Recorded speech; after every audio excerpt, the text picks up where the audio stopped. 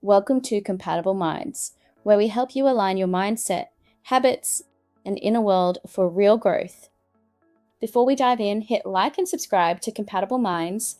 We're here to grow and level up together. Today, we are talking about how you don't lack willpower. Let's break down what you will learn. Firstly, we will be talking about what the reframe is, diving into why you've been trying to change in the wrong direction, the mechanism, what's really happening inside your brain, what you can do instead. 3 simple steps to make the shift, the impact and vision, what life looks like on the other side. And finally, I am going to teach you some actionable steps you can do today. Let me ask you right now, you've tried the morning routine, you've tried the habit tracker, you've made the promise to yourself again that this time you'll stay consistent. And for a few days, it works. Then life happens. You skip one day, then 2, and quietly you decide the same thing you always decide, that you just don't have enough willpower. But here's what I need you to hear, because it changes everything. Your willpower was never the problem. The problem is that you've been trying to behave like a person you don't actually believe you are yet. Stay with me for the next 10 minutes, because once you see this, you can't unsee it, and consistency stops being a fight. Let's talk about the reframe. Why you've been trying to change in the wrong direction. Let's clear something up first.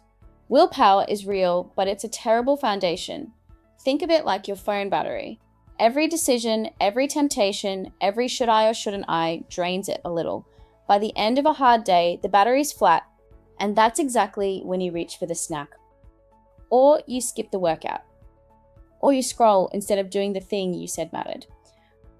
So if your entire plan depends on having a full battery every single day, you've already lost. Not because you're weak, because you built your change on the most unreliable resource you have. Willpower equals the backup plan. It does not equal the strategy. Now here's the shift. Most people try to change in this direction. I'll do the habits, so I'll get the results. So eventually I'll become that disciplined person. Do, get, and become. But what you don't realize is that is backwards. And it's why it collapses. Real lasting change runs the other way. You decide who you are first. The actions flow from the identity. The results follow the actions. This changes to become, do, and get. Every action you take is a vote for the type of person you believe you are. You don't need more willpower. You need to stop voting against yourself. Next, let's talk about the mechanism. What's really happening inside your brain? Let me show you why this works, because the science here is honestly beautiful. Your brain is constantly trying to keep your behavior and your beliefs in agreement. Psychologists call the discomfort of a mismatch cognitive dissonance. When you believe I'm someone who always quits, and then you try to push through a hard workout, your brain feels the mismatch and it resolves it the easy way. It pulls your behavior back down to match the belief. You quit, and your brain goes, see, that's who we are. But when you flip the belief, the exact same force starts working for you. When you genuinely believe, I'm someone who follows through, skipping the workout creates the discomfort. Now your brain wants you to keep going because stopping would contradict who you are. This is the secret nobody tells you. Discipline isn't something you force. It's something that becomes automatic. The moment your behavior and your identity finally point in the same direction. Behavior follows identity. You're not fighting yourself anymore. You're finally on the same team. Next, let's talk about what you can do instead with just 3 simple steps to make the shift. So here's exactly how to make the shift. 3 steps. Simple, but you need to do them properly. Step 1, write the identity, not the goal. Stop saying, I want to lose weight or I want to be more disciplined. Those are goals, they live in the future and they keep you in the present unchanged. Instead, write it as who you are right now. I am someone who keeps the promises I make to myself. Say it like it's already true, because the version of you that acts disciplined has to exist in your mind before it can show up in your life. Step 2, stack the evidence. Your new identity feels fake at first. That's normal. So your only job is to collect proof. Every small action that matches the new identity is a vote. Let me share some examples with you. Made your bed, that's a vote. Did 5 minutes of journaling when you didn't want to spend any time on it, That's another vote. You're not trying to be perfect. You're trying to build a case so convincing that not following through feels weirder than following through.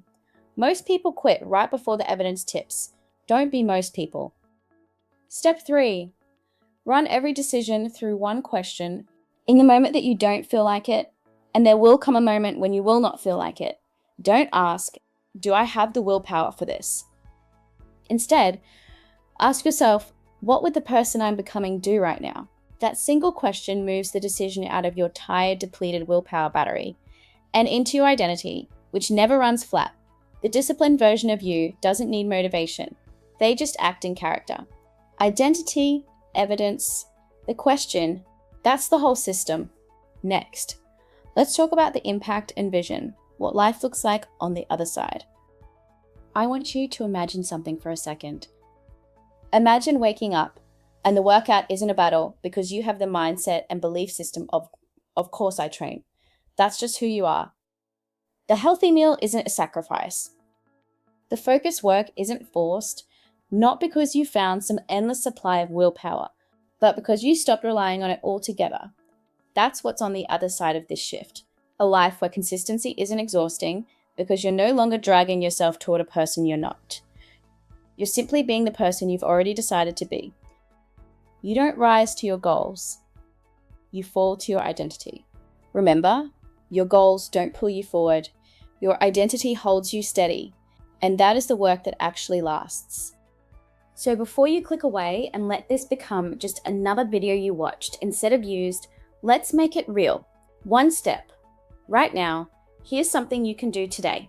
Finish this sentence out loud if you can. I am someone who... Then just pick the one that would change the most if it were true.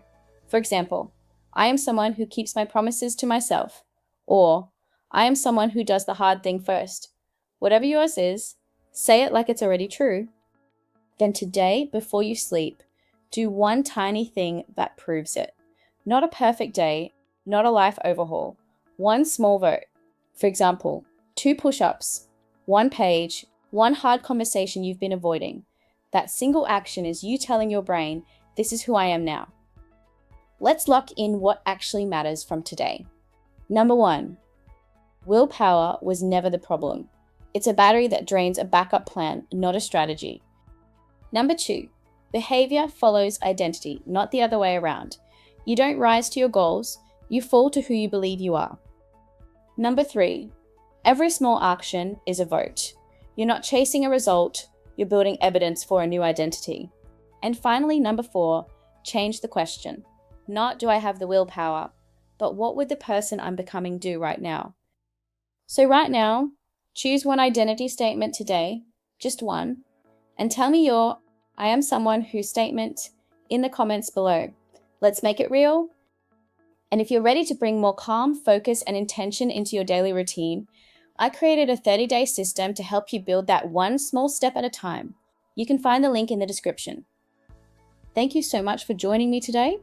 Let's keep building a life where productivity feels sustainable, aligned, and calm. See you in the next video.